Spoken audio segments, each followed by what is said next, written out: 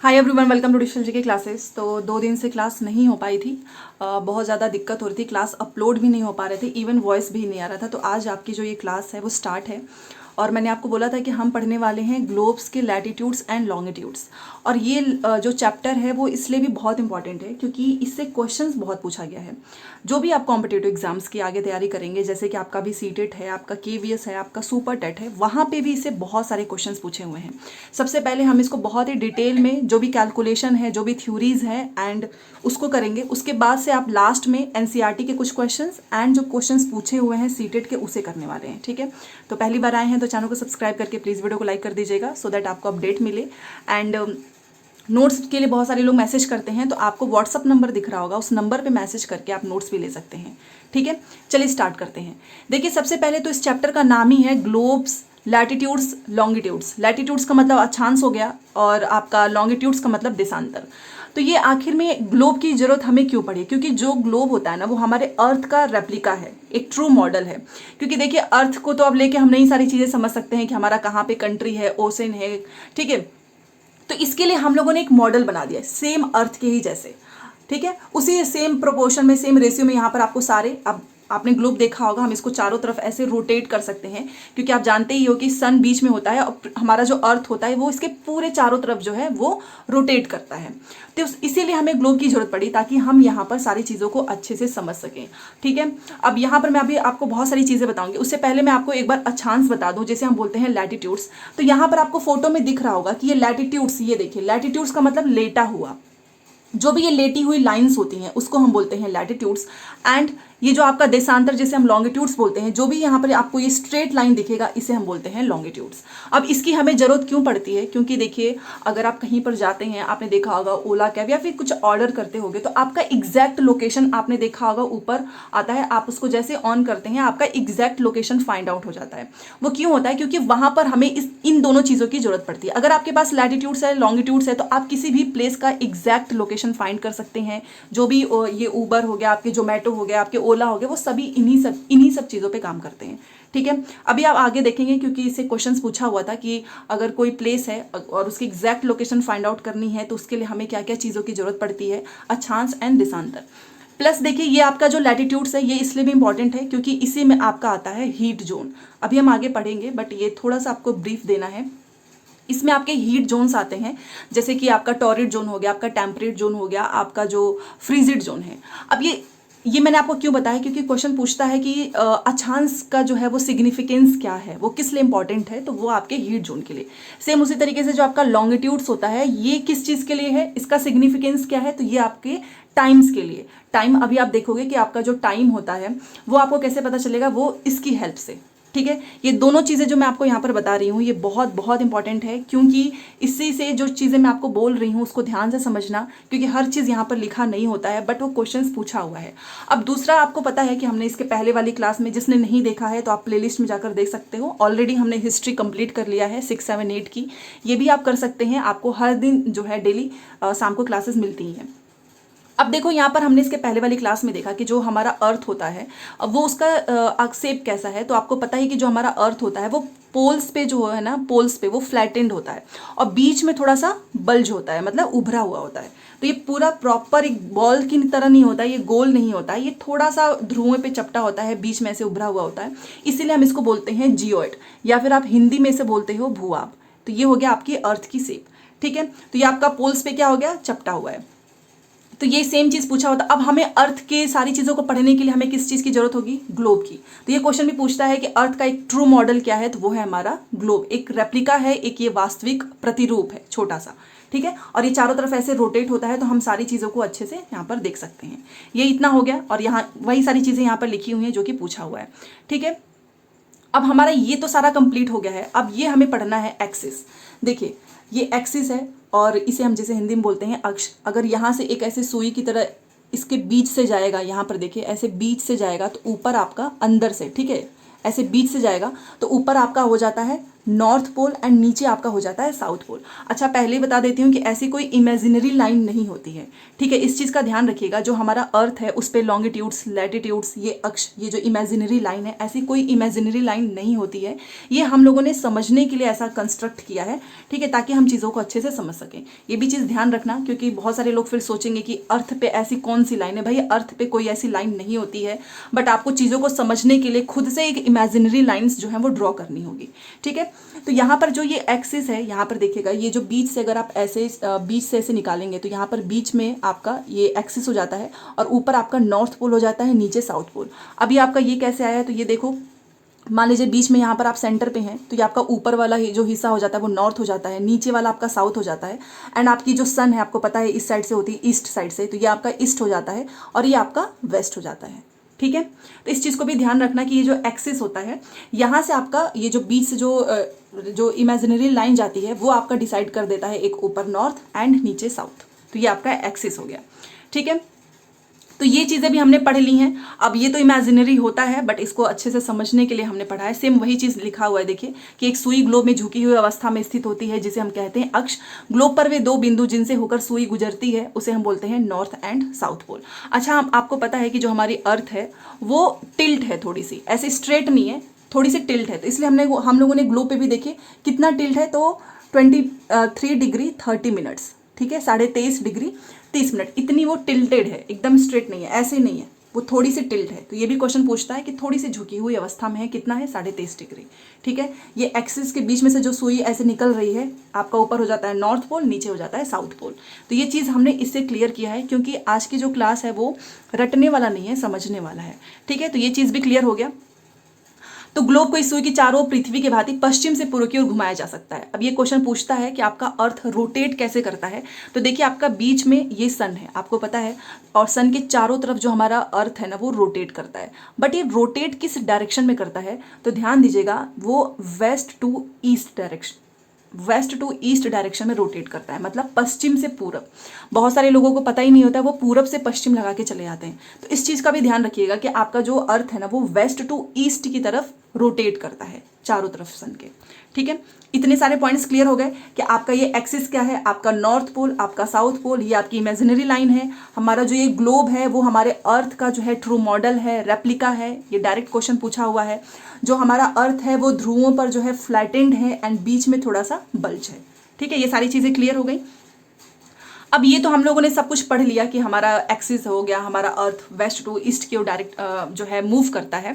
अब इसमें जो क्वेश्चन पूछा जाएगा ना वो यहाँ से भी पूछते हैं, क्योंकि देखिए ये आप एक बार फोटोज देखिएगा, इसके बीच में हम लोगों ने एक तरीके से मान लिया है कि जो हमारा अर्थ है उसके बीच से एक इमेजिनरी लाइन जाती है। तो सेम इसी तरीके से हम लोगों ने ग्लोब पे भी बीच में, यहाँ पर देखिए, यहाँ पर बीच में एक ऐसे इमेजिनरी लाइन बना दिया है जो कि इसको दो भागों में डिवाइड करता है। अब ऊपर आपका नॉर्थ पोल था, नीचे आपका साउथ पोल था, तो ये आपका नॉर्दर्न हेमिस्फीयर हो जाएगा, ये आपका सदर्न हेमिस्फीयर हो जाएगा। ऑब्वियस सी बात है ना कि अगर कोई चीज़ बीच में से, मान लीजिए आप ये एप्पल है, आप उसको बीच में से डिवाइड कर दो तो ऊपर वाला हिस्सा नीचे वाला हिस्सा अलग हो जाएगा। सेम इसी तरीके से ये ऑलरेडी हमें पता है कि ऊपर नॉर्थ पोल है, नीचे साउथ पोल है, इसलिए हमारा ये नॉर्दर्न हेमिस्फीयर हो जाएगा, ये आपका सदर्न हेमिस्फीयर।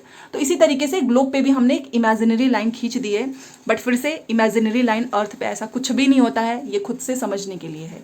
तो इसी तरीके से आपने देखा कि ये बीच में हम लोगों ने क्या किया, ये मान लीजिए पूरा अर्थ है और हम लोगों ने क्या किया, बीच में ऐसे इमेजिनरी लाइन देखिए ये ड्रॉ कर दी। अब इस इमेजिनरी लाइन से क्या हुआ कि ऊपर वाला जो हमारा हिस्सा है वो आपका नॉर्थ पोल हो गया एंड नीचे वाला जो हो गया आपका वो साउथ, मतलब ऊपर आपका नॉर्थ पोल ऑलरेडी हमें पता ही है, तो ये आपका नदर्न हेमिस्फीयर हो जाएगा और ये नीचे वाला जो हो गया आपका वो सदर्न हेमिस्फीयर। और ये जो बीच में जा रहा है इसे हम बोलते हैं इक्वेटर, ठीक है, विषुवत वृत्त। ये इक्वेटर है और ये 0 डिग्री से स्टार्ट होता है। 0 डिग्री कैसे आया ये भी अभी मैं आपको बताने वाली हूँ। तो पहली बात तो पूरा अच्छे से देखिएगा, ये आपका 0, 1, 2, 3, 4 ये ऊपर 90 तक जाता है, तो इसे हमने कह दिया आपका विषुवत वृत्त या फिर जिसे हम कहते हैं इक्वेटर। देखो सेम वही चीज़ लिखी हुई है कि पृथ्वी के आप देखिएगा उत्तर में, तो आपका ये जो उत्तर में जो स्थित है, क्योंकि आपको पता है ये ऊपर नॉर्थ पोल है, तो इसे हम क्या बोलेंगे, नदर्न हेमिस्फीयर, ठीक है। ये हो गया आपका, जिसे हम हिंदी में बोलते हैं यहाँ पर देखिए उत्तरी गोलार्ध। ये आपका जो दक्षिण में है जिसे आप बोलोगे दक्षिणी गोलार्ध, जिसे आप बोलोगे सदर्न हेमिस्फीयर। क्लियर हो गया। ये दोनों जो है, ये आपका जो है इसको क्या करता है, ये जो विषुवत वृत्त है जो बीच में लाइन ड्रॉ की गई है, इमेजिनरी लाइन है, ये इसको क्या करता है, दोनों को आधे भाग में डिवाइड करता है। ऊपर आपका नदर्न हेमिस्फीयर, नीचे आपका सदर्न हेमिस्फीयर। क्लियर हो गया। तो इस प्रकार जो विषुवत वृत्त है वो पृथ्वी पर एक काल्पनिक वृत्त बनाती है। अभी मैंने आपको बताया ना कि ऐसा कुछ होता नहीं है, बट ये एक काल्पनिक वृत्त, एक इमेजिनरी लाइन बनाती है, एवं यह पृथ्वी पर विभिन्न स्थानों की स्थिति बताने का सबसे महत्वपूर्ण संदर्भ बिंदु है। देखिए ऑलरेडी मैंने आपको बताया है कि लैटिट्यूड्स, ये आपके लैटिट्यूड्स हैं क्योंकि लेटी हुई लाइन है, तो ये आपका स्थानों की जो भी लोकेशन वगैरह है उसको बताने में हेल्प करता है, बट एग्जैक्ट आपको नहीं पता चल पाएगा, उसके लिए हमें लैटिट्यूड्स भी चाहिए। विषुवत वृत्त से ध्रुवों तक स्थित सभी समानांतर वृत्तों को हम क्या कहते हैं? अक्षांश। देखिए अब ये आपकी लेटी हुई लाइन है, तो ये जितनी भी आपके यहाँ पर देखेंगे इस तरीके का, ये सब क्या हो गए? ये आपके हो गए समानांतर रेखाएं, इसी को हम कहते हैं लैटिट्यूड्स। ठीक है, अक्षांशों को अंश में मापा जाता है, मतलब आप इसको डिग्री में मापते हैं, इस चीज़ को भी ध्यान रखिएगा। देखिए ये मैंने यहाँ पर ड्रॉ किया है, ये बीच में आपका हो गया इक्वेटर, उसके बाद से ये आपका नदर्न हेमिस्फीयर, ये आपका सदर्न हेमिस्फीयर। अब ये इक्वेटर से उसके ऊपर से आपको जो भी समानांतर रेखाएं ऐसे दिख रही हैं, यही आपकी क्या हो गई? आपकी लैटिट्यूड्स हो गई। क्लियर हो गया। अब आप इसको मापोगे किसमें? डिग्री में मापोगे। तो विषुवत वृत्त आपका ये जो था, मैंने आपको स्टार्टिंग में ही बताया कि ये अभी ये बताया कि ये 0 डिग्री से स्टार्ट होता है। ठीक है, मतलब कि ये जो आपका है वो इसको हम अंश में मापते हैं, और ये एक तरीके से शून्य अंश इसको दर्शाता है। अब विषुवत वृत्त से यहाँ पर भी आपका नॉर्थ पोल हो गया इक्वेटर से, यहाँ पर भी आपका ये साउथ पोल हो गया, तो यहाँ पर सेम वही चीज़ लिखा हुआ है कि विषुवत वृत्त शून्य अंश अक्षांश को दर्शाता है, क्योंकि विषुवत वृत्त से दोनों तरफ ध्रुवों के बीच की दूरी पृथ्वी के चारों ओर के वृत्त का 1/4 है। जी हाँ, इसको ध्यान रखिएगा, ये वाली लाइन अभी पूछा हुआ है, ये आपका विषुवत वृत्त है। ये सेम चीज़ बोल रहा है कि विषुवत वृत्त से ये नॉर्थ पोल जो है, इसके बीच का जो ये डिस्टेंस है वो पृथ्वी के चारों ओर के वृत्त का 1/4 होता है। तो अगर आप 360 इंटू 1/4 करेंगे तो कितना आएगा? 90 होगा। ठीक है, इसीलिए हम 0 के ऊपर 90 मानते हैं। ठीक है, ये चीज़ भी क्लियर होगी कि आखिर में ये 0 के ऊपर 90 कैसे होता है। तो ये 0 1 2 3 4 5 इस तरीके से ये पूरा 90 तक जाता है। क्यों जाता है? क्योंकि ये जो है आपका, ये इक्वेटर है बीच में, ये आपका नॉर्थ पोल हो गया। ठीक है, ये आपका साउथ पोल हो गया, और यहाँ पर सेम चीज़ बताई गई है कि ये जो है इक्वेटर से लेके ये जो नॉर्थ पोल, इतना जो डिस्टेंस है वो पृथ्वी के चारों ओर के वृत्त का 1/4 होता है, 1/4 होता है। तो चारों ओर कितना हो गया? 360 हो गया, और अगर आप इसको कैलकुलेट करेंगे तो आपका 90 हो गया। इस चीज़ को ध्यान रखिएगा, क्योंकि ये भी सेम पूछता है कि आखिर में ये 90 कैसे आया है। ठीक है, तो ऊपर भी आपका 90 हो गया, यहाँ पर देखो ये ऊपर भी नॉर्थ पोल भी, नदर्न हेमिस्फीयर में भी आपका 90 हो जाएगा, नीचे भी 90 हो जाएगा। सेम इसी तरीके से इसके पीछे भी, क्योंकि ये तो आगे का है ना, ये पूरा रोटेट करता है, इसके पीछे भी आपका 90 ऊपर एंड नीचे 90। तो ये चीज़ क्लियर हो गई। इस चीज़ को ध्यान रखिएगा, क्योंकि बहुत सारे लोगों को ये पता नहीं होता है कि आखिर में ये 90 वाला कॉन्सेप्ट आया कैसे है। तो बस सेम इसी तरीके से है कि अगर आप ऊपर का ये जो आधा हिस्सा है ये 1/4 होगा पृथ्वी के चारों ओर के वृत्त का। बस इस चीज़ का क्लियर रखना। ठीक है, और हम इसको डिग्री में मापते हैं, और जो भी ये आपको रेखाएं दिख रही हैं ये आपकी समानांतर रेखाएं हैं, जिसे हम कहते हैं अक्षांश। ओके, ये क्लियर हो गया। तो इस प्रकार से ये जो आपका 90 अंश है, यहाँ पर देखिएगा ये आपका उत्तरी अक्षांश हो जाता है, और ये नीचे वाला जो 90 अंश होता है वो आपका दक्षिणी अक्षांश, जो कि दक्षिणी ध्रुव को दिखाता है। ओके, चलिए अब ये तो क्लियर हो गया। इसके बाद से देखिए, इस प्रकार विषुवत वृत्त के उत्तर की सभी समानांतर रेखाओं को अभी मैंने आपको बताया उत्तरी अक्षांश कहते हैं। मतलब ये उत्तर नॉर्थ है, ये साउथ है, तो इसके जो भी होंगे उसको हम बोलेंगे उत्तरी अक्षांश, और जो साउथ में होगा हम उसे बोलेंगे दक्षिणी अक्षांश। ठीक है, तो इसलिए प्रत्येक अक्षांश के मान के साथ उसकी दिशा यानी उत्तर या दक्षिण को भी लिखा जाता है। अब एक बात आप बताओ, यहाँ पर लिखा हुआ है, अगर मैं बस बोल दूं कि ये कोई ऐसी लाइन है जो कि 20 डिग्री पे है, मैं आपको बताऊं ना कि ये आपको पता ही ना हो कि नॉर्थ में है कि साउथ में, तो कन्फ्यूजन क्रिएट होगा। इसलिए आपने देखा होगा कि जब भी हम कोई डिग्री लिखते हैं 20 डिग्री, उसके साथ नॉर्थ, या फिर अगर 30 लिखा है तो उसके साथ साउथ, ताकि हमें पता चले कि ये नदर्न हेमिस्फीयर में है कि सदर्न हेमिस्फीयर में है। ठीक है, जैसे कि आपको पता है, अब यहाँ पर मैप तो ड्रॉ नहीं कर सकते हैं, बट मान लीजिए कि ये आपका एक मैप है। ठीक है, और आपका जो महाराष्ट्र का जो चंद्रपुर है वो यहाँ पर एक 20 डिग्री है। ठीक है, 20 डिग्री। ये मैं इसलिए आपको बता रही हूँ कि देखो लैटिट्यूड्स की इंपॉर्टेंस कितनी है। अगर आपने नॉर्थ साउथ नहीं बताया तो कन्फ्यूजन बहुत होगा। तो महाराष्ट्र का जो चांदीपुर है वो आपका 20 डिग्री पे है। सेम उसी तरीके से आपका जो अमेरिका का जो बेलो है वो भी 20 डिग्री पे है। ठीक है, अब मैं आपको बोल दूं कि महाराष्ट्र का चंद्रपुर 20 डिग्री पे है, और आपका जो अमेरिका का जो बेलो है वो भी 20 डिग्री पे है। तो बताओ ये इसका लोकेशन क्या होगा? तो आप इसको फाइंड आउट ही नहीं कर पाओगे। क्यों? क्योंकि जो आपका महाराष्ट्र का आपका जो चंद्रपुर है वो आपका 20 डिग्री नॉर्थ में है, और जो आपका बेलो है वो 20 डिग्री साउथ में है। तो अगर आपने ये बोल दिया कि अच्छा ठीक है, जो महाराष्ट्र का जो चंद्रपुर है वो 20 डिग्री नॉर्थ में है एंड जो अमेरिका का जो बेलो है वो 20 डिग्री साउथ में, तो देखो कंफ्यूजन क्रिएट ही नहीं होगा। तो इसीलिए ये नॉर्थ एंड साउथ बताना बहुत जरूरी है, तभी हमें पता चल पाएगा। अदरवाइज 20 डिग्री पे तो आपको बहुत सारे कंट्रीज मिल जाएंगे, उसके जगह मिल जाएंगे, ठीक है। तो इसलिए नॉर्थ एंड साउथ की इंपॉर्टेंस क्या है ये अब आपको समझ में आ गया। तो सेम वही चीज लिखा हुआ है यहाँ पर, देखो कि महाराष्ट्र का चंद्रपुर और अमेरिका का बेलो दोनों एक ही अक्षांश पे हैं, 20 पे हैं, ठीक है, 20 पे हैं। लेकिन चंद्रपुर जो है आपका 20 अंश उत्तर में है, मतलब वो ऊपर है, और जो आपका बेलो है वो साउथ में है। तो अगर आपने नॉर्थ साउथ बताया तो इसे हम क्लियरली देख सकते हैं कि ये कहाँ पे है, नॉर्थ में है कि साउथ में है, ठीक है। अच्छा एक चीज़ और है, यहाँ पर देखिएगा कि जैसे जैसे आप, ये मान लीजिए बीच में आपका इक्वेटर था, और जैसे जैसे आप इक्वेटर से दूर होते जाते हैं तो ये जो अक्षांश है ना उसका आकार घटता जाता है, सिर्फ साइज घटेगा, बट बीच के इनकी डिग्री जो होती है ना वो सेम होती है, इस चीज़ का ध्यान रखिएगा। लैटिट्यूड्स की सेम होती है, लॉन्गिट्यूड्स की डिफरेंट होती है। बट ये क्वेश्चन ऑब्वियस ही बात है ना कि कोई सर्कल मैंने खींचा है, अब मैंने यहाँ पे बीच में इसको डिवाइड कर दिया, इसके बाद से मैं जो भी समानांतर रेखाएं यहाँ पर खींचूंगी तो वो पूरी लाइन तो सेम नहीं होगी ना, इसका आकार धीरे धीरे कम होगा और पोल्स पे जाकर ये देखिएगा यहाँ पर बहुत ही कम हो जाता है, ठीक है। तो ये आपका हो गया लैटिट्यूड्स जिसे हमने पढ़ा है। अब मैंने आपको स्टार्टिंग में ही बताया था, ये सारी चीज़ें क्लियर हो गई कि क्या होता है लैटिट्यूड्स, क्यों हमें नॉर्थ एंड साउथ की जरूरत होती है। आपका 90 डिग्री कैसे हो गया, 90 डिग्री आपका अर्थ के चारों ओर का, अगर आप 1/4 लेंगे तो आपका एक मतलब इक्वेटर से लेकर नदर्न हेमिस्फीयर का वो डिग्री आ जाता है 90 डिग्री। ये चीज़ क्लियर हो गई, 90 ऊपर 90 नीचे, और सेम इसी तरीके से आपका पीछे भी होता है, ठीक है। अब मैंने आपको यहाँ पर लैटिट्यूड समझाया। लैटिट्यूड्स की एक और इंपॉर्टेंस है कि इसमें कुछ आपको समानांतर रेखाएं एक्स्ट्रा मिलती हैं। अभी मैंने आपको क्या बताया कि बीच में हमारा इक्वेटर हुआ, यहाँ पर आपके नॉर्थ पोल, यहाँ पे आपके साउथ पोल। तो इन 3 रेखाओं के अलावा भी कुछ और हैं जो कि एग्जाम में पूछता है और जो कि हमारे लिए भी इंपॉर्टेंट है, क्योंकि इन 3 रेखाओं के अलावा जो कुछ रेखाएं हैं वहाँ से हमें पता चलता है हमारा हीट जोन। जैसे कि आप यहाँ पर देखो, ये आपके कुछ अक्षांश और कुछ यहाँ पर ताप कटिबंध दिखे हैं, बट मैं पहले आपको जो समानांतर रेखाएं हैं यहाँ पर आप देख सकते हैं उसे दिखाने वाली हूँ, और ये एग्जाम में पूछा हुआ है इसलिए याद रखना। देखिए मैंने आपको बताया था कि बीच में हमारी एक इमेजिनरी लाइन है जिसे हम बोलते हैं इक्वेटर, हिंदी में विषुववृत्त। ये आपका 0 डिग्री पे है। अब इसके बाद से 0 के बाद से आपको पता है 0 से लेके यहाँ तक ये 90 है, तो 1 2 3 4 5 ऐसे करके जब आप यहाँ पर आओगे तो यहाँ पर आता है 23 डिग्री 30 मिनट्स, जिसे हम बोलते हैं 23.5 डिग्री, और ये नॉर्थ में है तो उत्तरी अक्षांश। ध्यान दीजिएगा ये उत्तरी दक्षिणी ये बताना बहुत जरूरी है, अदरवाइज 23.5 डिग्री यहाँ पर भी है, यहाँ पर भी है, तो फिर आप समझ नहीं पाएंगे जो अभी मैं आपको समझा रही थी कि क्यों हमें नॉर्थ एंड साउथ की जरूरत पड़ी। क्योंकि 23.5 डिग्री आपका ऊपर भी मिलेगा, 23.5 डिग्री आपका नीचे भी मिलेगा, क्योंकि देखिए 0 बीच में है ना, तो 0 तो सेंटर हो गया है। अब यहाँ से भी 1 2 3 4 90 है, यहाँ से भी 1 2 3 4 90 है, ठीक है। तो ये आपका बीच में आपका 0 डिग्री आपका विषुववृत्त। अब जैसे ही आप ऊपर जाओगे 1 2 3 4 5 6 7, तो यहाँ पर आपका आ जाएगा 23 डिग्री 30 मिनट्स, ये आपका उत्तरी अक्षांश। और इसको हम लोगों ने नाम दे दिया है ट्रॉपिक ऑफ कैंसर, जिसे हम बोलते हैं कर्क रेखा। मोस्ट इंपॉर्टेंट है क्योंकि डायरेक्ट क्वेश्चन पूछता है कि कर्क रेखा कितने अक्षांश पे है, उत्तरी में है कि दक्षिणी में है।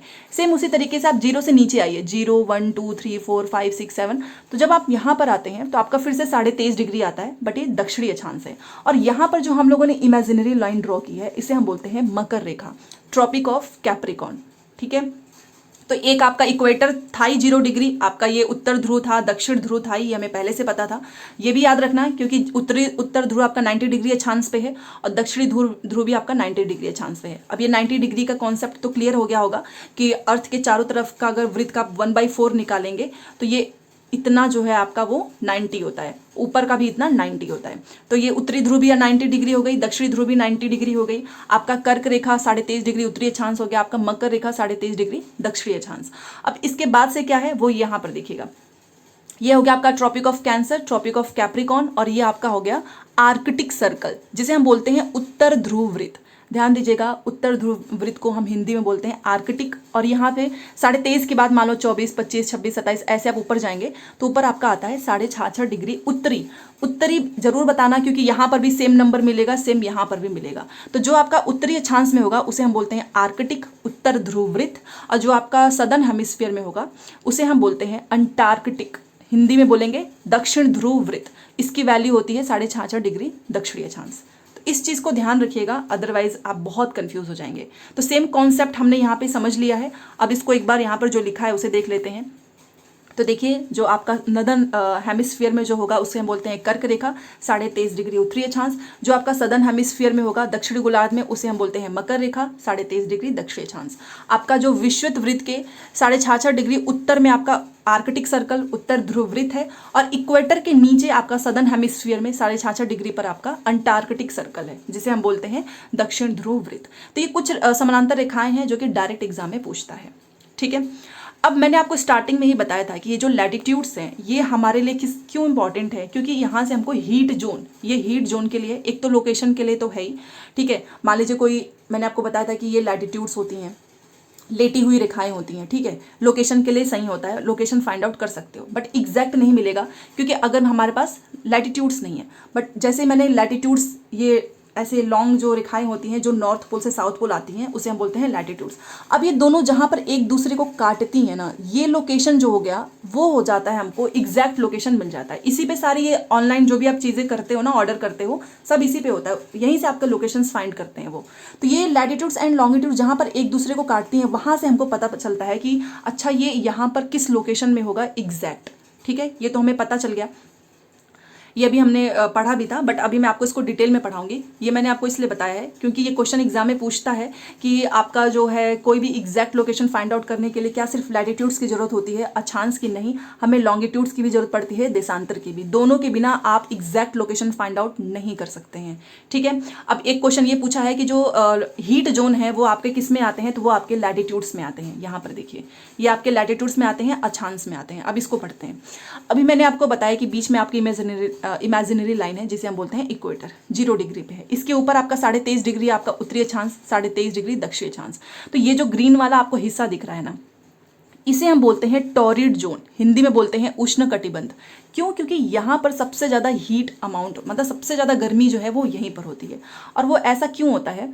क्योंकि जो सन है यहाँ पर, आपको पता ही है, ये हमारा सन है ईस्ट के साइड से। ठीक है, अब मान लीजिए कोई चीज़ होती है एकदम सेंटर में होता है, मान लीजिए यहाँ पे सन की रेज है, तो वो इस हिस्से में सबसे ज़्यादा जो है हीट जाता है, सबसे ज़्यादा, इसीलिए यहाँ पर सबसे ज़्यादा गर्मी होती है। इवन आप साउथ वगैरह में देखो, गर्मी तो होती है, बट जो समर का जो मौसम होता है उसमें और भी ज़्यादा हीट होता है, बहुत ही ज़्यादा गर्मी होती है। इवन एक बार साल में, यहाँ पर देखिए ये जो आपका सन है, वंस एन ईयर सन जो होता है ना वो ओवरहेड होता है एक बार। मतलब कि सन की जो रेज है ना वो डायरेक्ट या तो इस साइड में एक बार पड़ेगा या तो इस साइड में पड़ेगा, मतलब साल में एक बार जो है डायरेक्ट ओवरहेड होता है सन। ठीक है, तो उस समय और भी ज़्यादा हीट जो है वो प्रोड्यूस करता है। बेसिकली बस आपको इतना ध्यान रखना है कि ये जो होता है ना आपका टॉरिड जोन होता है, उष्ण कटिबंध होता है, और यहाँ पर आपकी जो सन की रेज होती है ना वो डायरेक्ट पड़ती है। इसी वजह से ये जो हिस्सा होता है वो सबसे ज़्यादा गर्म होता है। अगर आप पूरा हिस्सा कंपेयर करें तो ये वाला हिस्सा जो है आपका सबसे ज़्यादा गर्म होता है। इवन साल में एक बार तो सन हमारे एकदम सिर के ऊपर ही होता है, तो जब सिर के ऊपर ही होगा तो गर्मी तो होगी ही। अब यहाँ पे क्या हो गया कि मान लीजिए बीच में मैंने सन बना दिया, ये ऐसे। ठीक है, तो यहाँ पर तो सन की रेस डायरेक्ट पड़ रही है, आप देख सकते हैं, तो इसलिए इसको हम बोल दिए कि चलो ये टॉरिड जोन है आपका, इसमें सबसे ज़्यादा गर्म होता है उष्ण कटिबंध। अब यहाँ पर सन की रेस जो थोड़ी सी स्लैंट हो जाती है इस वाले हिस्से में, क्योंकि देखिए कोई भी चीज़ जब हमारे एकदम सामने से आती है तो हमारे फेस पे अगर कोई लाइट आ रही है तो वो डायरेक्ट पड़ेगा, बट अगर आप देखो लोअर बॉडी पे तो वहाँ पर वो डायरेक्ट नहीं पड़ता है। फॉर एग्जाम्पल, तो मैं आपको समझा रही हूँ यहाँ पे कि यहाँ पर सन की रेस डायरेक्ट पड़ेगी, बट यहाँ पर स्लैंट हो जाती है, तिरछी हो जाती है। इस वजह से यहाँ पर गर्मी और सर्दी आपको दोनों चीज़ें देखने को मिलती हैं। और ये वाला जो आपका हिस्सा हो गया उसे हम बोलते हैं टेम्परेट जोन, जिसे हम हिंदी में बोलते हैं उत्तरी शीतोष्ण कटिबंध। ठीक है, ध्यान दीजिएगा क्योंकि एग्जाम में क्वेश्चन पूछता है। चलो यहाँ पे तो अब थोड़ा सा स्लैंट था, तिरछा था। अब ये जो पोल्स आता है ना, यहाँ पर तो सन की रेस पहुँच ही नहीं पाती है, बहुत ही कम पहुँचती है। मतलब एकदम फ्रीजिड जोन होता है, ये एकदम ठंडा होता है, बर्फ़ जमा होता है यहाँ पे। ठीक है, आपने देखा होगा अंटार्कटिक में तो हमारे कुछ शोध वगैरह चीज़ें होती हैं, लोग वहाँ पर रहते ही नहीं है, कोई रह ही नहीं पाएगा, इतना ठंडा होता है। और इसका रीज़न क्या है? क्योंकि सन की जो रेज है ना वो टॉप ऑफ द एकदम नहीं पहुँच पाता है, पोल्स पे उतना नहीं पहुँच पाता है। ठीक है, तो ये सारे हीट जोन आपके लैटिट्यूड्स में है, और ये बहुत बहुत इंपॉर्टेंट है, एग्जामिनर ने बहुत बार पूछा है। एक बार इसको रिवाइज करते हैं। आपका ये जो बीच वाला हिस्सा है इसे हम बोलते हैं टॉरिड जोन, उष्ण कटिबंध, बहुत ज़्यादा गर्मी होती है, एंड वंस एन ईयर सन जो होता है वो ओवरहेड होता है। यहाँ पर सन की रेज जो है आपकी स्लैंट हो जाती है, इसलिए ये वाले हिस्से में गर्मी सर्दी दोनों में मिलेगी, इसे हम बोलते हैं टेम्परेट जोन। एंड जो ये वाला हिस्सा होता है यहाँ पर सन की रेज बहुत जाती ही नहीं है, एक तरीके का बहुत ही बर्फ जमा होता है, इसे हम बोलते हैं फ्रीजिड जोन। ठीक है, इस चीज़ को ध्यान रखना। चलो अब इसको पढ़ लिया है, अब यहाँ पर जो चीज़ें लिखी हुई हैं ताप कटिबंध उसको एक बार देख लेते हैं ताकि थ्योरी के ही थ्रू आपको समझ में आए। तो देखो, अगर जिसके पास भी किताबें हैं, नोट्स हैं, आपको समझ में तभी आएगा जब आप किसी से समझोगे, क्योंकि कई बार कुछ चीज़ें कॉन्सेप्ट हमें समझ में नहीं आता है। एंड ज्योग्राफी एक ऐसा सब्जेक्ट है जिसमें आपको समझना पड़ेगा, ठीक है, समझने वाली चीज़ें ज़्यादा हैं।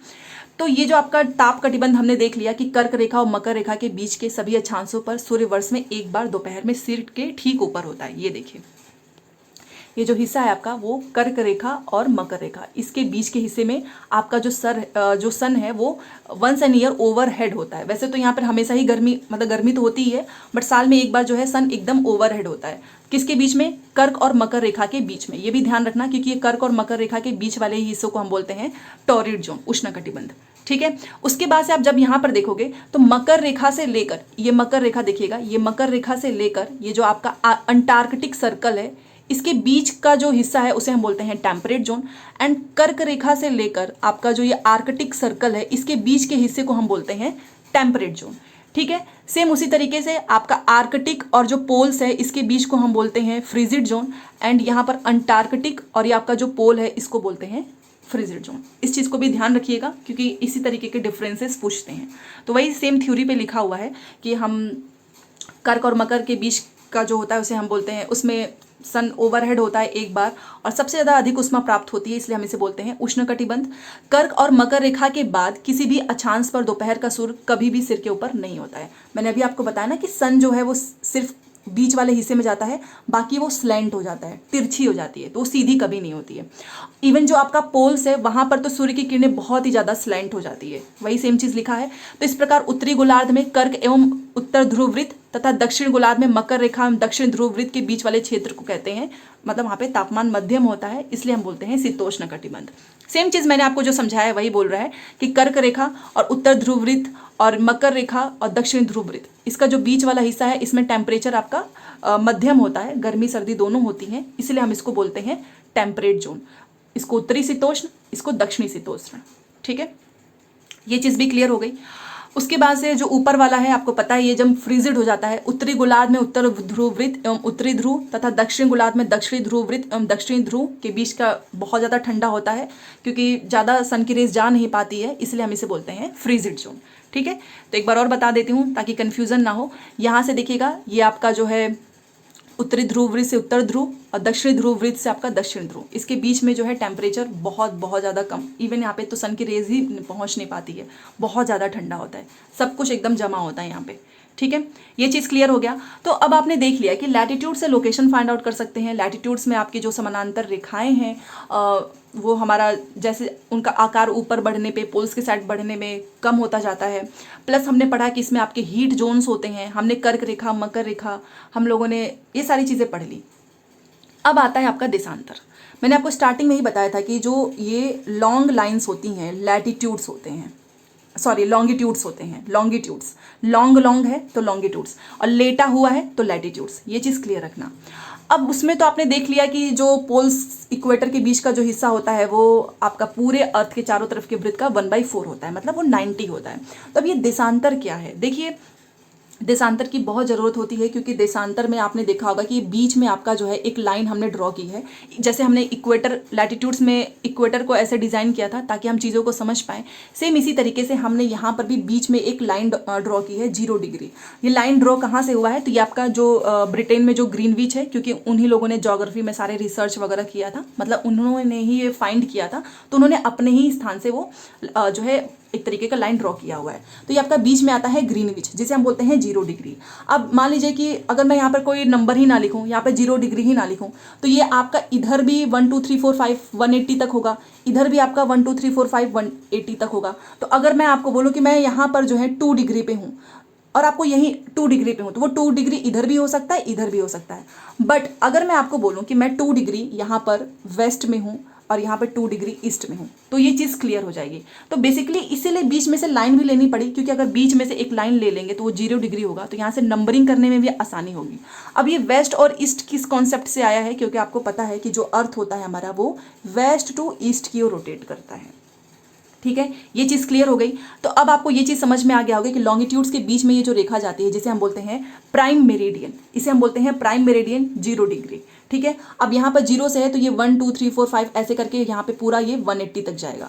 मान लो बीच ये सेव है, इसको मैंने ऐसे बीच से काट दिया तो ये आपका सेमी स्फीयर बन जाता है ना, अर्धवृत्त बन जाता है। तो यहाँ से भी 1 2 3 4 5 180 ये आपका इंटरनेशनल डेट लाइन आ जाता है। फिर यहाँ से भी 0 1 2 3 4 5 ये आपका यहाँ पर इंटरनेशनल डेट लाइन आ जाता है। तो इधर भी 180 इधर भी 180 तो 360 हो ही गए। तो यहाँ से कंफ्यूजन नहीं होगा, ये तो चलो पता चल गया। प्लस आपका इधर हमारा अर्थ वेस्ट टू ईस्ट रोटेट करता है तो ये भी चीज़ हो गई, यहाँ पर आपका सन। ठीक है, तो ये आपका चीज़ क्लियर हो गया कि प्राइम मेरिडियन क्या है। प्राइम मेरिडियन एक तरीके का हमने इमेजिनरी लाइन लिया हुआ है 0 डिग्री, और इसे हम बोलते हैं ग्रीन, क्योंकि ग्रीन ब्रिटिश में जो ब्रिटिश वेधशाला है ग्रीनविच इंग्लैंड में आपको पता है, वहीं से ये रेखा उन लोगों ने ही रिसर्च किया था तो ये वहीं से जाती है। ठीक है, अब एक बार इसको पढ़ लेते हैं ताकि चीज़ें और भी क्लियर हो जाएं। किसी स्थान की स्थिति को बताने के लिए उस स्थान के लैटिट्यूड्स मतलब अक्षांश के अलावा हमें और भी चीज़ों की जरूरत पड़ती है। मान लो जैसे यहाँ पे लिखा है कि प्रशांत महासागर में स्थित टोंगा द्वीप और हिंद महासागर में स्थित मॉरिशस द्वीप, ये दोनों ही एक ही अक्षांश पे हैं। मतलब दोनों ही आपके जो है टोंगा द्वीप और आपका जो मॉरिशस द्वीप है वो 20 डिग्री दक्षिणी पे हैं।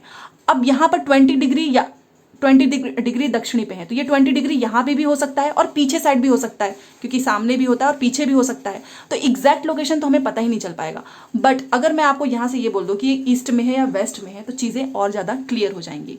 ये जो आपके लैटिट्यूड्स होते हैं ये आपका ऊपर नॉर्थ पोल होता है, नीचे साउथ पोल, इन दोनों को जो मिलाने वाली जो रेखा होती है इसे ही हम बोलते हैं लैटिट्यूड्स, मतलब यहीं से जाती हैं। ठीक है, तो उनकी सही स्थिति जानने के लिए हमें और भी चीज़ों का पता करना होगा कि उत्तर ध्रुव को दक्षिण ध्रुव से जोड़ने वाली संदर्भ रेखा से पूर्व या पश्चिम की ओर इन स्थानों की दूरी कितनी है। सेम वही चीज़ मैंने आपको बताया ना कि अगर आपको अक्षांश पता है बट अगर आपको ये भी पता चल जाए कि वेस्ट में है कि ईस्ट में है तो आप चीज़ों को अच्छे से फाइंड आउट कर सकते हो। ठीक है, अब इन संदर्भ रेखाओं को देखिए, यहाँ पे लिखा है इन संदर्भ रेखाओं को हम कहते हैं देशांतरी यामोत्तर। तो ये जितनी भी आपको यहाँ पर संदर्भ रेखाएं दिखेंगी इसे हम बोलते हैं देशांतरी यामोत्तर। बीच में तो आपका प्राइम मेरिडियन है 0 डिग्री, जो कि हमने इमेजिनरी लाइन खुद से ड्रॉ की है, फाइंड किया है। ठीक है, इनको हम बोलते हैं देशांतरी यामोत्तर। उनके बीच की दूरी को देशांतर के अंशों में मापते हैं। यहाँ पर देखिए इस फोटो में ये देखिए ये आपके लैटिट्यूड्स हैं और इनके बीच की जो दूरी होती है ना आप इसको डिग्री में मापते हो। ये देखिए ये 30 डिग्री वेस्ट में है, 60 डिग्री वेस्ट में है। ठीक है, और प्रत्येक अंश को मिनट में तथा मिनट को आप सेकंड में विभाजित करते हैं, ये भी हम आगे देखेंगे।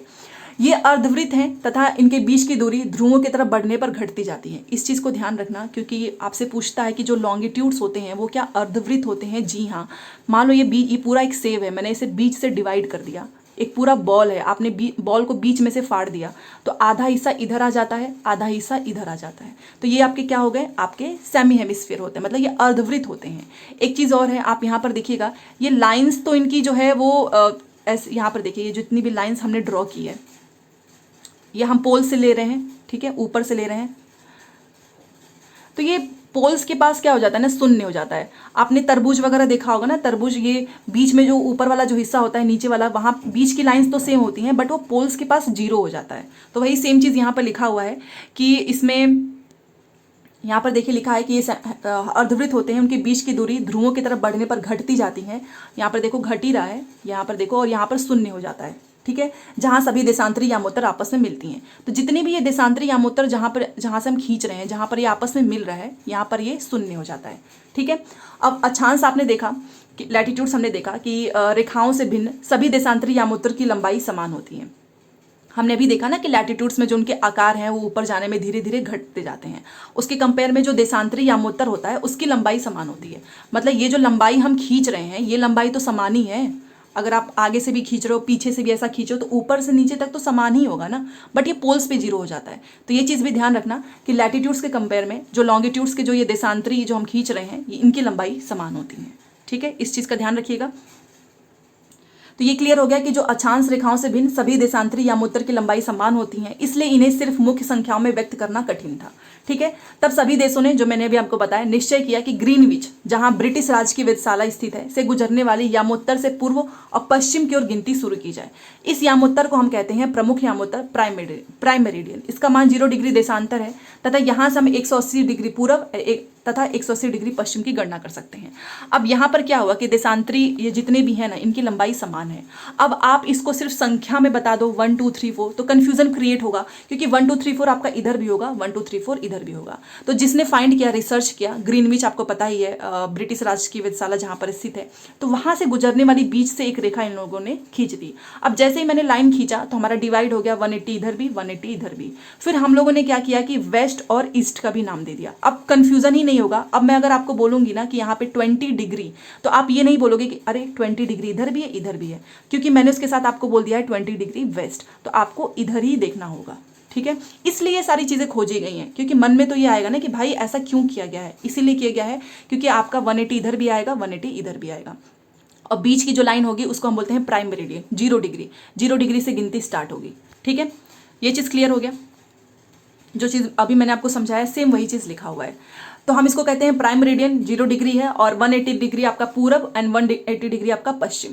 प्रमुख यामोत्तर तथा 180 डिग्री यामोत्तर मिलकर पृथ्वी को 2 समान भाग में, पूर्वी गोलार्ध और पश्चिमी गोलार्ध में विभक्त करते हैं। जैसे आपने देखा होगा लैटिट्यूड्स में कि वो नदर्न हेमिस्फीयर में जो बीच का इक्वेटर है उसको 2 भागों में डिवाइड करता है, नदर्न एंड सदर्न। सेम उसी तरीके से जो हमारा लॉन्गिट्यूड्स होता है, ये जो बीच की आपने रेखा खींच ली, ये इसको एक इधर का आपका हो जाएगा पश्चिमी गोलार्ध, इधर आपका हो जाएगा पूर्वी गोलार्ध। ठीक है, तो लैटिट्यूड्स को कितने भागों में डिवाइड करता है? 2 भागों में। आपका एक हो गया पश्चिमी गोलार्ध, एक हो गया आपका पूर्वी गोलार्ध। ये चीज भी ध्यान रखिएगा। इसलिए किसी भी स्थान के देशांतर के आगे आपने देखा होगा कि पूरब पश्चिम लिखा होगा, अदरवाइज पूरब पश्चिम के बिना तो हम फाइंड ही नहीं कर पाएंगे।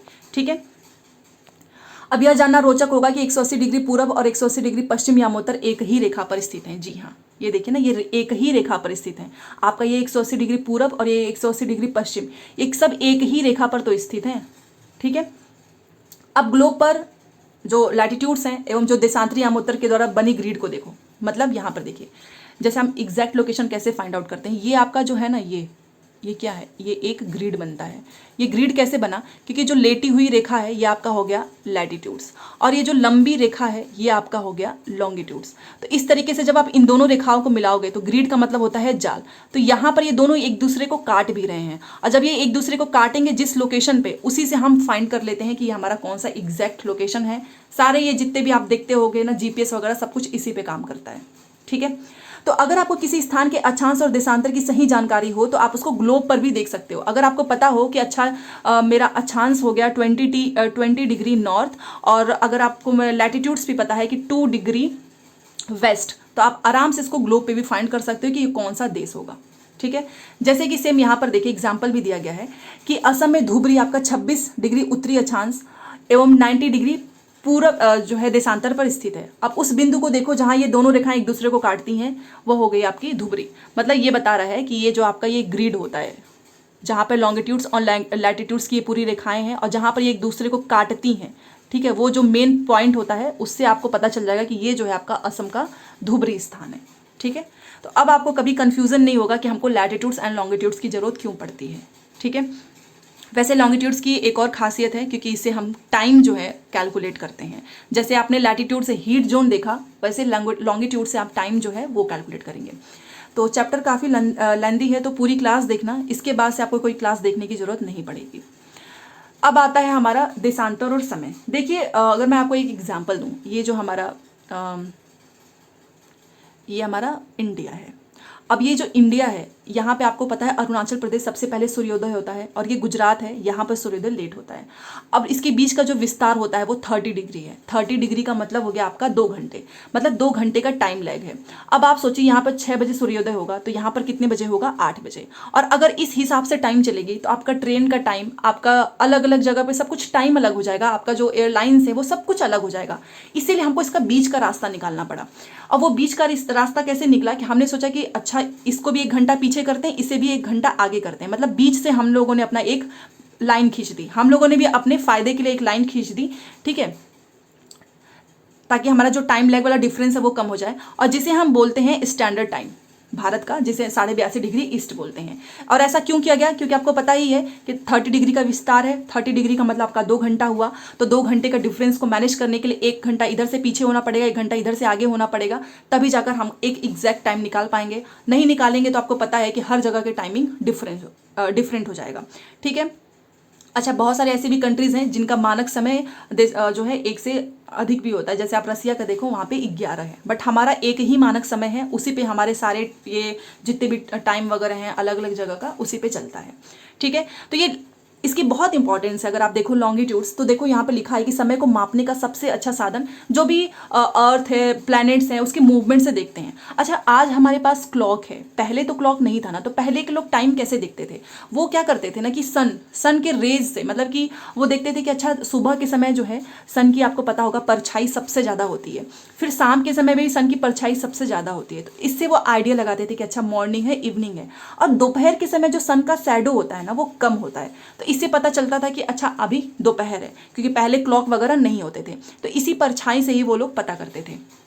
ठीक है। देखो वहाँ पर लिखा भी हुआ है कि स्थानिक समय कैसे पता करेंगे, तो दोपहर में सबसे छोटी होती थी शैडो, और सूर्योदय और सूर्यास्त के समय में सबसे लंबी होती थी।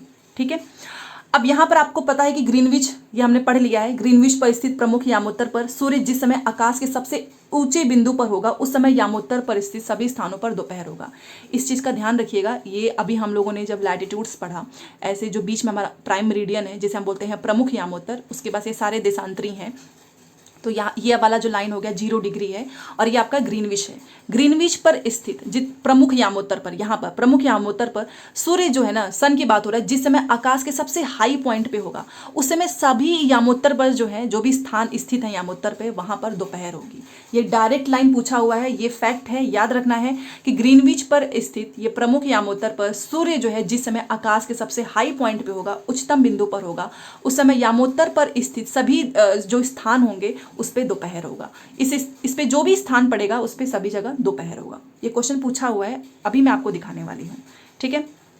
तो ये तो हमने पढ़ लिया कि हमारा पृथ्वी, अब आपको कंफ्यूजन नहीं होगा कि आपका अर्थ जो है वो पश्चिम से पूरब की ओर चक्कर लगाता है। अतः वे स्थान जो कि ग्रीनविच के पूर्व में है, ये देखिए, ये आपका जो है लैटिट्यूड्स है, ये आपका वेस्ट हो गया, ये आपका ईस्ट हो गया, ये बीच में आपका ग्रीनविच वाली लाइन है। तो आपका अर्थ वेस्ट टू ईस्ट की ओर ऐसे मूव करता है। तो जो ये आपका यहाँ पे क्वेश्चन ये बताया जा रहा है, क्योंकि हमारा जो इंडिया है वो ग्रीनविच से 5.5 घंटा आगे है। ठीक है। इसलिए ये आपको कैलकुलेट करने के लिए बताया जाएगा। तो जो भी स्थान आपके ग्रीनविच में पूर्व में होंगे, उनका समय जो होगा ग्रीनविच से आगे होगा, मतलब वो प्लस होगा, और जो इधर होंगे वो कम होंगे। मान लीजिए अगर ग्रीनविच पे 12 बजा है, तो हमारे, अगर आप इधर देखोगे पूरब साइड में, तो पूरब साइड में अगर कोई जगह होगी, अगर मैं उसको 15 डिग्री पे देखूं, क्योंकि 15 डिग्री मतलब 1 घंटा, तो वहां पर वो 1 बजेगा। सेम उसी तरीके से अगर मैं इधर का 15 डिग्री बोलूं, तो यहाँ पर अगर 12 बजा है तो यहाँ पर बजेगा 11। इसका मतलब समझ लो कि पूरब वाली जो चीजें होंगी वो आगे होगी ग्रीनविच से टाइम से, और जो पश्चिम वाली चीजें होंगी वो पीछे होगा। ठीक है। समय के अंतर की दर की गणना निम्नलिखित विधि से की जा सकती है। अब मैं इसको आपको समझाती हूँ कि हम टाइम कैलकुलेट कैसे करते हैं। देखिए, आपका हमारा जो अर्थ होता है वो 24 घंटे में 360 डिग्री रोटेट करता है। ठीक है, 24 घंटे में। तो अगर मैं इसका 1 घंटे का निकालूं तो हमारा आ जाएगा 15 डिग्री।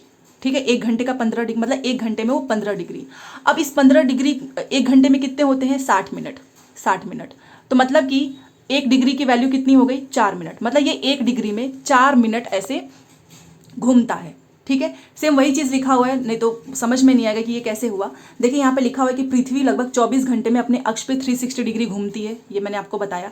तो अगर आप 1 घंटे का निकालोगे तो 1 घंटे में 60 मिनट होते हैं, तो 15 तो हमारा निकल ही गया, तो वो आपका हो जाएगा। ठीक है, ये 15 डिग्री आ ही चुका है, और अगर आप इसको मिनट में निकालेंगे तो आपका 4 मिनट आ जाएगा। यहाँ पर देखिए, तो 4 मिनट में 1 डिग्री घूमती है। इस प्रकार जब ग्रीनविच में दोपहर के 12 बजते हैं, तब ग्रीनविच से 15 डिग्री पूरब में समय कितना होगा? आपका 1 बज जाएगा, क्योंकि 15 × 4 करोगे तो 60 मिनट ही तो आएगा ना। 1 डिग्री में 4 मिनट होते हैं। वही चीज़ जो मैंने अभी आपको समझाई कि आपका ग्रीनविच है, ग्रीनविच जो है यहाँ पर, इधर अगर आप जाएंगे तो आपका टाइम प्लस होता है पूरब में, और पश्चिम में जो है आपका टाइम माइनस होता है। तो अगर यहाँ पे 12 बजा है और इसके मैं 15 डिग्री में देखूँ, 15 डिग्री का मतलब क्या हुआ? ध्यान देना, इस चीज़ को ध्यान देना। 15 डिग्री का मतलब 1 घंटा, और अगर मैं इसको मिनट में कैलकुलेट करूंगी तो 4 होगा। ठीक है, तो 12 चौका हो गया आपका 60। 60 मिनट इज इक्वल टू हो गया 1 घंटा, मतलब ये 1 घंटा आगे है। बस इतना समझो कि 15 डिग्री का मतलब 1 घंटा हुआ। तो यहाँ पे अगर 12 बजा है तो यहाँ पर बजेगा 1, और यहाँ पे अगर 12 बजा है तो यहाँ पर बजेगा 11। क्यों? क्योंकि इधर टाइम प्लस होता है, इधर टाइम माइनस होता है। ये आपको बस कहानी के लिए नहीं समझाया जा रहा है, ये क्वेश्चन ज्योग्राफी में पूछा हुआ है। ठीक है, तो ये समझ में आ गया आपको, 1 घंटा पीछे होगा।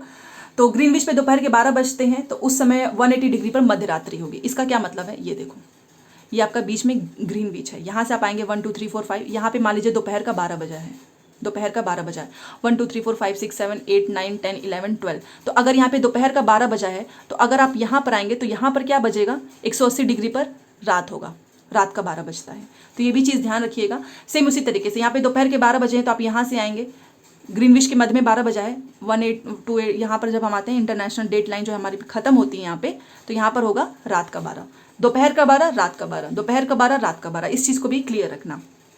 किसी भी स्थान पर जब सूर्य आकाश में अपने उच्चतम बिंदु पर होता है तो दोपहर में उस समय घड़ी में दिन के 12 बजते हैं। अभी हमने पढ़ा भी कि ये भी ध्यान रखना कि जब सूर्य अपने एकदम हाई पॉइंट पे होगा तो वहाँ पे दोपहर का 12 बजता है। ठीक है, तो इस प्रकार घड़ी के द्वारा दिखाया गया समय उस स्थान का स्थानीय समय होगा।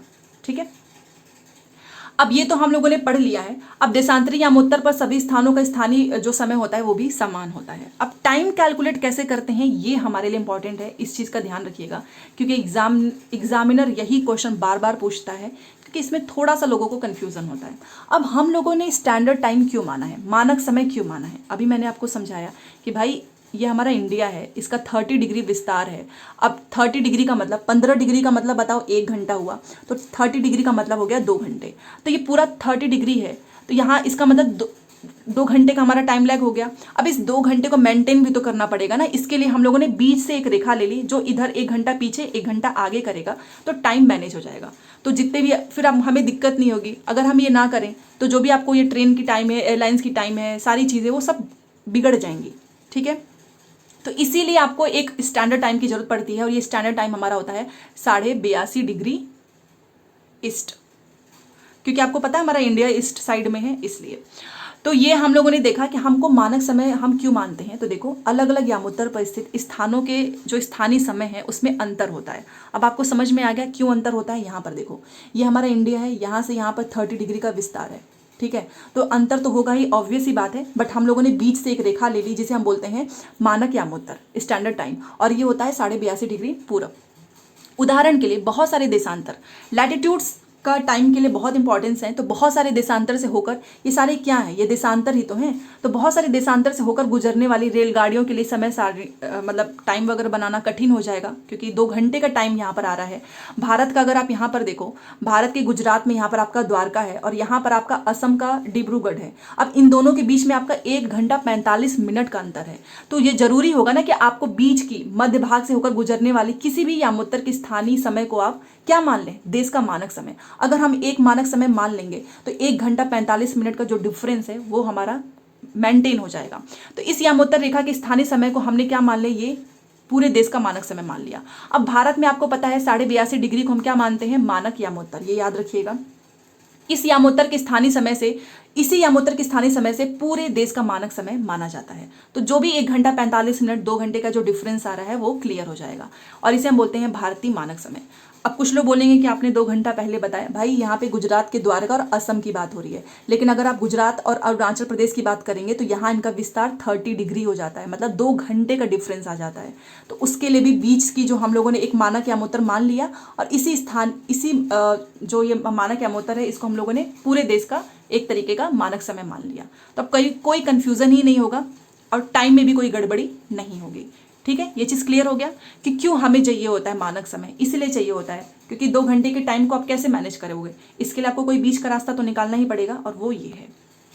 ठीक है, अगर आपको समझ में आ रहा है तो आप प्लीज़ मुझे लाइक कमेंट्स करके बता सकते हो। अब जैसे मैं आपको एक चीज़ और बोलूँ, कई बार आपने देखा होगा कि जो क्रिकेट वगैरह हैं वो इंग्लैंड में 2 बजे शुरू होता है। ठीक है, बट हमारे यहाँ पे वो अगर आप देखो तो ग्रीनविच से हमारा कितना आगे है, 5.5 घंटे आगे है। ठीक है, तो वहां तो 2 बजे दिन का होगा, बट आप उसको कब देखोगे, शाम के 7:30 बजे। क्यों देखोगे, क्योंकि ग्रीनविच आपका यहाँ पर है, ये बीच में, अभी मैंने आपको बताया ग्रीनविच, और ग्रीनविच के इधर अगर आप आते हैं तो आपको प्लस करनी होती है चीज़ें। तो अगर मान लीजिए यहाँ पर 2 बजा है, ठीक है, मान लीजिए अगर 2 बजा है और आपका यहाँ पे मूवी नहीं, जो क्रिकेट है उसका एग्जाम्पल दे रही हूँ, तो अगर आपको देखना होगा तो आप उसे कितने घंटे बाद देखोगे, 5.5 घंटे। इट मीन्स कि आप उसको देखेंगे 7:30 बजे। तो ये भी क्वेश्चंस पूछते हैं जो मैं आपको यहाँ पे बता रही हूँ। अब यहाँ पर देखो, कबीर जो है भोपाल के निकट एक छोटे से नगर में रहता है। वो अपने मित्र आलोक से कहता है कि वे लोग आज रात्रि में नहीं सो पाएंगे क्योंकि भारत और इंग्लैंड के बीच में क्रिकेट मैच है। अभी मैंने आपको बताया, जो चीज़ समझाई वही दोनों आपस में बात कर रहे हैं कि यार हम रात में नहीं सो पाएंगे। उसने कहा क्यों भाई? कर यार आज तो मैच है और लंदन में 2 बजे शुरू होने वाला है। तो उसने कहा तो इससे क्या फ़र्क पड़ेगा, लंदन में 2 मतलब हमारे यहाँ भी 2। उसने कहा नहीं भैया, हमारे यहाँ 7:30 बजे शुरू होगा, 7:30 बजे शुरू होगा, मतलब ये लेट रात में समाप्त होगा, तो रात में तो हम जग ही नहीं पाएंगे। आखिर में उसने ऐसा क्यों कहा कि भारत और इंग्लैंड के बीच में आखिर में कुछ तो समय का अंतर होगा। तो देखिए, भारत आपको पता है कि ग्रीनविच के पूरब में है, ये ग्रीनविच है, और इधर वेस्ट हो गया, इधर ईस्ट हो गया। तो ग्रीनविच के पूरब में कहाँ पे है? 82.5 डिग्री पूरब में स्थित है। 82.5 डिग्री हमारा स्टैंडर्ड टाइम है, तथा यहाँ का समय जो होता है ना, वो ग्रीनविच समय से 5 घंटा 30 मिनट आगे है। देखिए, सिर्फ भारत की बात हो रही है कि भारत 5.5 घंटा आगे है। बाकी के और भी कुछ कंट्रीज होंगे जो कि इससे भी ज़्यादा दूर होंगे, कोई 6 घंटे पे होगा, कोई 7 घंटे पे होगा। बट हमारा भारत का स्टैंडर्ड टाइम जो हमने निकाला है, इससे हमें पता चला कि जो ग्रीनविच है यहाँ से हमारा भारत जो है 5.5 घंटा आगे है। इसका मतलब जब लंदन में दोपहर का 2 बजे क्रिकेट चालू होगा, तो अगर आप 2 के बाद अगर आप इसमें 5.5 घंटा जोड़ते हैं तो आपका कितना होगा? शाम के 7:30 बजे। ठीक है, तो ये चीज़ यहाँ पे क्लियर आपको रखनी पड़ेगी ताकि आपको ये समझ में आ जाए कि ये 5.5 घंटे का कॉन्सेप्ट क्या है। क्योंकि हमारा प्राइम मेरिडियन, हमारा जो मानक समय है वो 82.5 डिग्री है, और ग्रीनविच हमें पता ही चल चुका है। तो इससे हमें पता चल चुका है कि जो भारत है वो आपका 5.5 घंटा आगे है। किससे? ग्रीनविच से। जब भी इस चीज़ को ध्यान रखना कि पूरब में आप जाओगे तो चीज़ों को आपको प्लस करनी है, और जब आप पश्चिम में जाएंगे, ग्रीनविच से पश्चिम में, तो आपको चीज़ों को माइनस करनी है। मतलब अगर ग्रीनविच में इस चीज़ का भी ध्यान रखो, ये आपका ग्रीनविच है, यहाँ पर अगर 12 बजा है तो यहाँ पर आपका 15 डिग्री पे 1 घंटे पे 1 बजेगा, क्योंकि हमारा ये पूरब में है, प्लस होगा। यहाँ माइनस होगा तो इसलिए यहाँ पे 11 बजेगा। ठीक है, ये चीज़ क्लियर हो गई। अब यहाँ पर देखो, मैंने आपको चीज़ों को ना बहुत ज़्यादा समझाया इसीलिए है क्योंकि सिर्फ इस एक चैप्टर से ना पता नहीं कितने क्वेश्चंस पूछे हैं। अब देखो, हमारे देश का, हमारा जो भारत है, इसका तो 30 डिग्री विस्तार था, तो हम लोगों ने एक मानक समय ले लिया। ठीक है, हम लोगों ने क्या किया कि हमारा ये जो भारत है इसका 30 डिग्री था, तो हम लोगों ने एक मानक समय ले लिया। ठीक है, बट बहुत सारे ऐसे देश आपको मिलेंगे ना जिनका देशांतरी विस्तार इससे भी बहुत अधिक होता है।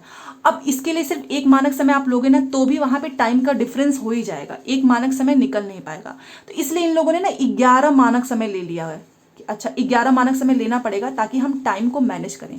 से जैसा कि रूस है, रूस का 11 मानक समय है क्योंकि उसका देशांतरी विस्तार अधिक है। हमारा भी, अगर इंडिया का भी देशांतरी विस्तार अधिक होता तो हमारा भी एक से अधिक मानक समय होता। ठीक है, तो वही सेम चीज़ यहाँ पर लिखा हुआ है कि कुछ देशों का देशांतरी विस्तार, ये जो आपका लॉन्ग देशांतरी विस्तार है, ठीक है, ये आपका अधिक होता है, जिसके कारण वहाँ एक से अधिक मानक समय अपनाए गए हैं। जैसा कि रूस में 11 मानक समय को अपनाया गया है। सेम ये क्वेश्चन पूछा है, पृथ्वी को 1-1 घंटे वाले 24 समय क्षेत्रों में बांटा गया है। ये जो पृथ्वी है उसको 1-1 घंटे वाले 24 समय क्षेत्रों में बांटा गया है। तो इसलिए प्रत्येक समय क्षेत्र आपका 15 डिग्री देशांतर तक के क्षेत्र को घेरता है। ठीक है, तो अब आपको कोई कन्फ्यूज़न नहीं होना चाहिए, और मैंने आप यहाँ पर अपना बेस्ट दिया है। ठीक है, बस आप मुझे बताना कि आपको समझ में आई है, क्योंकि यहाँ पर पढ़ाने से ज़्यादा समझाना जरूरी था, क्योंकि चीज़ें आपको किताब में, नोट्स में तो मिल ही जाएंगी, पता नहीं कितनी किताबों में सेम मटेरियल दिया होता है, बट समझना बहुत ज़रूरी है ना कि टाइम कैसे कैलकुलेट होता है, आपका हीट जोन क्या है, क्यों हमारे इंडिया का सिर्फ एक ही मानक समय है, बाकी देशों के क्यों मानक समय अधिक है, क्योंकि उनका देशांतरी विस्तार अधिक है। तो ऐसे क्वेश्चन आप कर पाएंगे अगर आपने डीपली चीज़ों को समझा है। अब चलो क्वेश्चन आंसर करते हैं, जल्दी जल्दी करेंगे, और प्लीज़ आज की इस वीडियो को लाइक ज़रूर कीजिएगा। बाकी नोट्स के लिए नंबर पे मैसेज करना, तो बहुत डिटेल में, बहुत अच्छे से मैंने चीज़ें लिखी हुई हैं ताकि यहाँ से पढ़ने के बाद आप नोट्स से अच्छे से रिवाइज कर सकें। ठीक है, मिनिमम प्राइस पे है, नंबर आपको कॉमेंट सेक्शन मिल जाएगा। पृथ्वी का सही आकार क्या है? जियोइड है, जिसे हम हिंदी में बोलते हैं भूआब। ग्लोब क्या है? हमारे अर्थ का ट्रू मॉडल है। कर्क रेखा का अक्षांशी मान क्या है? अभी मैंने आपको बताया था 23.5 डिग्री उत्तरी अक्षांश, क्योंकि ये उत्तरी गोलार्ध में है। पृथ्वी के 3 ताप कटिबंध कौन से हैं? Torrid zone, temperate zone and frigid zone. उष्ण कटिबंध, शीतोष्ण एंड शीत। अक्षांश और देशांतर रेखाएं क्या हैं? इन दोनों से आप एग्जैक्ट लोकेशन फाइंड आउट कर सकते हो। ठीक है, उष्मा की सबसे अधिक मात्रा उष्ण कटिबंध क्यों प्राप्त करता है? क्योंकि सन की जो रेज है वो डायरेक्ट आती है। ठीक है, जब भारत में शाम के 7:30 बजते हैं तो लंदन में दोपहर के 12 क्यों बजता है? क्योंकि जो ग्रीनविच से हमारा जो भारत है वो 5.5 घंटा आगे है। ठीक है, अगला क्वेश्चन देखिए, प्रमुख यामोत्तर का मान कितना होता है? 0 डिग्री। सारे क्वेश्चंस पूछे हुए हैं। शीत कटिबंध किसके नजदीक पाया जाता है, आपको पता ही है, पोल्स के नजदीक पाया जाता है, ध्रुवों के। देशांतर की कुल संख्या कितनी होती है, 360 होती है। कैसे होती है देखो, ये आपका बीच में हमने ग्रीनविश किया, 0 1 8 2 3 4 5 180, यहाँ से भी 1 8 2 2 3 4 5 180, तो 180 180 360, ठीक है। दक्षिण ध्रुव वृत्त कहाँ पर स्थित है, तो दक्षिणी गोलार्ध में है ना, नॉर्थ साउथ, तो दक्षिण में ही होगा। ग्रिड किसका जाल है, अभी मैं आपको पढ़ा रही थी कि ग्रिड क्या होता है, ये आपके लैटिट्यूड्स हैं, ये आपके लॉन्गिट्यूड्स हैं। तो ये जो एक बना है इसी को बोलते हैं ग्रिड्स, मतलब लैटिट्यूड्स और लॉन्गिट्यूड्स जब मिलते हैं इन्हीं को बोलते हैं ग्रिड्स, ठीक है। और जब ये एक दूसरे को एक जगह पे काटते हैं तो यहाँ से हमको एग्जैक्ट लोकेशन पता चलता है। तो अक्षांश रेखाओं और देशांतरी यामोत्तरों को कहते हैं, ठीक है, ये इसी का जाल है। अगला क्वेश्चन देखिए, मकर रेखा आपको पता ही है 23.5 डिग्री दक्षिणी अक्षांश पे स्थित है। भारत का मानक यामोत्तर कितना है, 82.5 डिग्री ईस्ट, इस चीज का ध्यान रखिएगा। 0 डिग्री यामोत्तर को हम प्राइम मेरिडियन के नाम से जानते हैं। देशांतरों के बीच की दूरी अगर आप पोल्स के ऊपर जाएंगे तो घटती है, आपने देखा हो ना, पोल्स के ऊपर 0 हो जाता है ध्रुवों पर। उत्तर ध्रुव वृत्त आपका उत्तरी गोलार्ध में स्थित है, ये तो नाम से ही क्लियर है। अब ये तो लेटेस्ट क्वेश्चन है, आप यहाँ पर देख सकते हो, ए बी तथा सी पर देशांतर व अक्षांशों के संदर्भ में विचार कीजिए तथा सही उत्तर का चयन कीजिए। ये आपका 11 जनवरी को पूछा है 2022। अब मैंने आपको इतने अच्छे से पढ़ा दिया है ना कि मुझे ऐसा लगता है कि आप हर एक क्वेश्चंस लॉन्गिट्यूड्स एंड लैटिट्यूड से कर लोगे, ठीक है। तो ए बी तथा सी जो है वो देशांतर व अक्षांश के बारे में लिखा है, आपको सही उत्तर चुनना है। देशांतर लिखा है कि समानांतर वृत्त होते हैं, आप मुझे बताओ देशांतर समानांतर वृत्त होता है कि अक्षांश होता है। ये देखिए, ये बीच में इक्वेटर था और अक्षांश के ऊपर आपने देखा होगा कि समानांतर रेखाएं खींची जाती हैं। अगर मान लीजिए कोई चीज़ है, अगर आप इसको बीच से काटते हैं तो ऊपर भी आपका जो है अक्षांश में ऐसे समानांतर वृत्त बनेगा एंड आपका नीचे भी बनेगा, ठीक है। देशांतर को तो मैंने आपको बताया था कि ये अर्धवृत्त होता है। ये देखो, आपने ध्यान दिया होगा कि ये बीच से जब हम लाइन खींचते हैं तो ये मान लीजिए सेब है, आप उसको बीच से ऐसे काट दोगे तो इधर भी आपका आधा वृत्त मिलेगा, आपको इधर भी आधा वृत्त मिलेगा। तो देशांतर आपका अर्धवृत्त होता है, ठीक है। और यहाँ पे लिखा है कि देशांतर समानांतर वृत्त होता है, तो ये तो गलत है।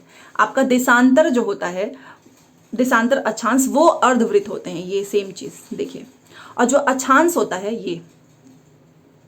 ये आपका समानांतर वृत्त होते हैं। तो ऐसे क्वेश्चंस डिजाइन करेगा, लेकिन आप इसको कभी भूलोगे नहीं क्योंकि मैंने आपको प्रैक्टिकली सब कुछ अच्छे से बताया है कि किस तरीके से आपका ये जो देशांतर होता है वो अर्धवृत्त होता है।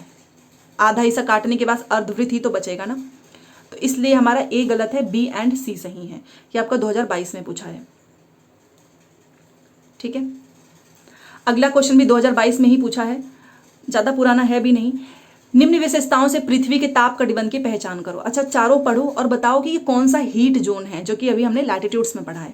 दोपहर का सूर्य कभी भी सिर के ऊपर नहीं होता, और दोपहर का जो सूर्य होता है वो टॉरिड जोन उष्ण कटिबंध में सिर के ऊपर होता है, तो ये तो हो नहीं सकता है।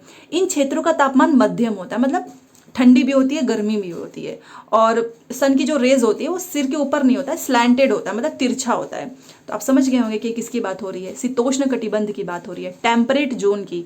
ये उत्तरी गोलार्ध में कर्क रेखा एवं उत्तर ध्रुव वृत्त तथा दक्षिणी गोलार्ध में मकर रेखा एवं दक्षिण ध्रुव वृत्त के बीच वाले क्षेत्र हैं। जी हाँ, देखो एक बार और समझो, ये आपका जो है पूरा हमने ऐसे अर्थ को ड्रॉ कर दिया है, ठीक है, एक साइड, और बीच में आपका ये इक्वेटर है। यहाँ पे आपका कर्क रेखा हो गया और ये आपका मकर रेखा हो गया। तो ये वाला हिस्सा जो होता है वो बहुत गर्म होता है। इसके ऊपर वाला जो ये हिस्सा होता है, यहाँ पे आपका जो है उत्तर ध्रुव वृत्त आता है, ठीक है, और यहाँ पर आपका आता है दक्षिण ध्रुव वृत्त, जिसे हम आर्कटिक अंटार्कटिक बोलते हैं।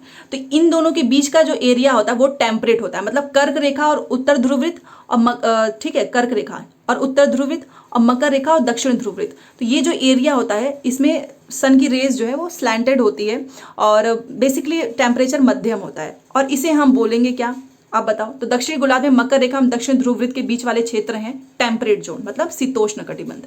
तो बहुत ही आसान सा पूछा था, सिर्फ आपको पहचानना था, ठीक है। तापमान मध्यम से भी आप पहचान सकते थे शीतोष्ण कटिबंध। चलिए, ये आपका पूछा है 30 दिसंबर 2021 और काफी इंटरेस्टिंग क्वेश्चन पूछा है क्योंकि आपको सही उत्तर बताना है। लिखा है कि पृथ्वी के ताप कटिबंध का अनुक्रम सही तरीके से बताओ। अभी हमने पढ़ा ताप कटिबंध, आपका बीच में टॉरिड जोन आएगा, उष्ण कटिबंध, फिर आपका आता है शीतोष्ण कटिबंध, ठीक है, फिर उसके ऊपर आपका जो है वो जो आर्कटिक वाला मतलब जो फ्रीजिड जोन है, तो इसको आप पहचानो। देखो लिखा है उष्ण कटिबंध, फिर लिखा है दक्षिण शीतोष्ण कटिबंध, शीत कटिबंध, उष्ण कटिबंध, उत्तर शीतोष्ण कटिबंध और आपका शीत कटिबंध। ये दोनों चीज़ें क्यों हुई हैं? क्योंकि ये दक्षिण वाला आपका सदर्न हेमिस्फीयर का हो जाएगा, उत्तर वाला आपका नदर्न हेमिस्फीयर का हो जाएगा।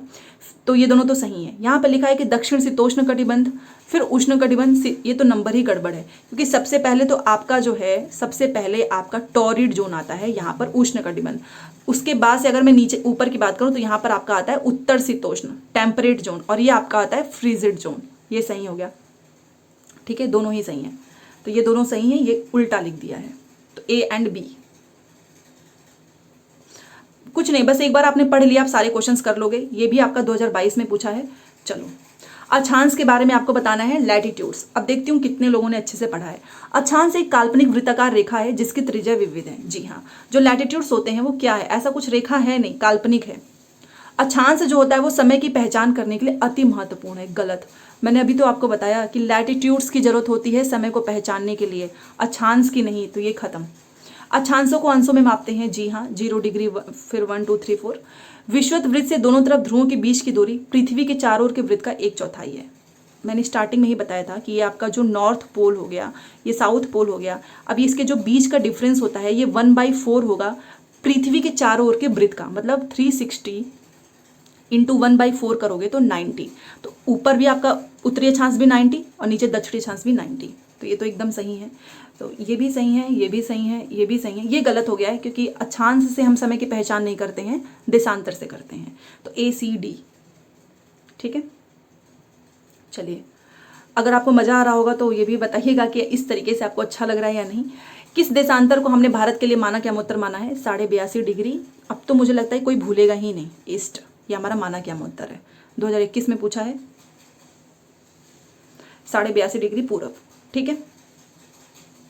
आगे ये आपका 2022 में पूछा है और बहुत इंटरेस्टिंग। देखिए, मैं इसलिए आपको ये सारी चीज़ें समझाती हूँ क्योंकि ऐसे ही कैलकुलेट करने का बहुत लेंदी वाले भी पूछे हुए हैं। भारत हमारा ग्रीनविच के पूरब में है, ये ग्रीनविच है, इसके पूरब में है, 82.5 डिग्री स्थित पे है। तो भारत का मानक समय क्या होगा यदि ग्रीनविच पे 1 बजा है? अगर यहाँ पर 1 बजा है ग्रीनविच पे और भारत हमारा इधर स्थित है 82.5 डिग्री पे, तो आपसे पूछ रहा है कि भारत का मानक समय क्या होगा। तो आप बहुत ही आसान है, यहाँ पर 1 है, आप 5.5 घंटा आगे होता है। हमको पता ही है कि हमारा भारत ग्रीनविच से पूरब में कितना घंटा आगे है? 5.5 घंटा। तो इसको जोड़ लो, 6:30 बजा होगा। बहुत ही सिंपल है। बस इस चीज़ का ध्यान रखना कि आपका भारत का जो समय है, ये भारत का मानक समय पूछेगा अगर कि कहीं से भी 1 बजे, तो इस चीज़ को ध्यान रखना कि हमारा जो भारत है वो ग्रीनविच से पूरब में कितना घंटा आगे है? 5.5 घंटा। और पूरब की साइड में जो भी चीज़ें होंगी वो कैलकुलेट होंगी प्लस में, इधर माइनस में। सिर्फ भारत 5.5 घंटा आगे है, सारे कंट्रीज नहीं, ये भी ध्यान रखना। तो भारत की बात हो रही है, यहाँ पर 1 बजा है तो भारत में कितना बजा होगा? 6:30, ठीक है। अच्छा, ये भी ध्यान दीजिएगा, AM PM में भी ध्यान देना। यहाँ पर जो है 1 PM है तो शाम का ही होगा ना, 6:30 PM।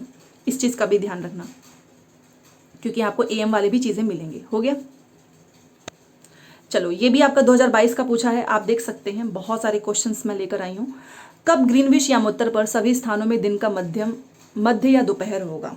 अभी हमने पढ़ा था ना कि जब सूर्य जो है अपने उच्चतम बिंदु पर होगा, तब जो भी उस पे स्थित है स्थान, वहाँ पर सभी जगह दिन का दोपहर होता है जब सन अपने उच्चतम बिंदु पर होता है, हाईएस्ट पॉइंट पे होता है, ठीक है। तो 2022 में पूछा है ये, और इसके सारे ऑप्शंस यहाँ पे हैं। जब सूर्य प्रमुख यामोत्तर ग्रीनविच पर आकाश में अपने सबसे उच्च बिंदु पर होगा, निम्नतम पर नहीं होगा। ये सब गलत है। अगर आपको चीज़ें अच्छे से पता है तो आपको ऑप्शंस में कन्फ्यूज़न नहीं होगा। जब सूर्य अपने उच्चतम बिंदु पर होगा तभी, ठीक है।